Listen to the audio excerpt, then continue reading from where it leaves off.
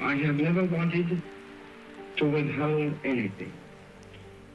But until now, it has not been constitutionally possible for me to speak. The year 1936. Behind the doors of 10 Downing Street, controversy, suspicion. Prime Minister Stanley Baldwin has a difficult decision to make. The King of England and of Great Britain is infatuated with divorced American socialite Wallis Simpson.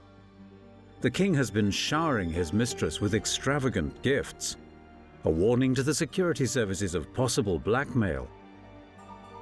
At a time of great international unrest, the last thing that Britain needed was a king whose personal and indeed political motives were seen as suspect.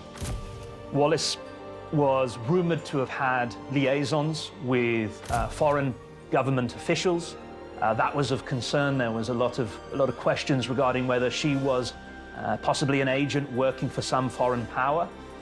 Fears grow too of his association with fascist sympathisers, and the possibility the king could attempt to overthrow the government to keep his seat of power on the throne.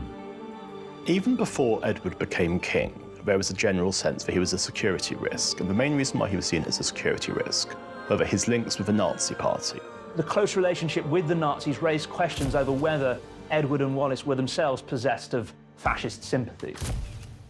At the very least, would the affair trigger civil unrest and turmoil in an already unstable country?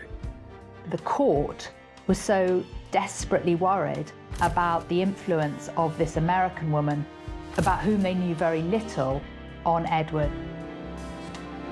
One of the courtiers said, it does the king no good that all these rumours are fed to Buckingham Palace. The Prime Minister must make that difficult decision. To spy on the head of state, the monarch, is an extraordinarily controversial and intrusive act.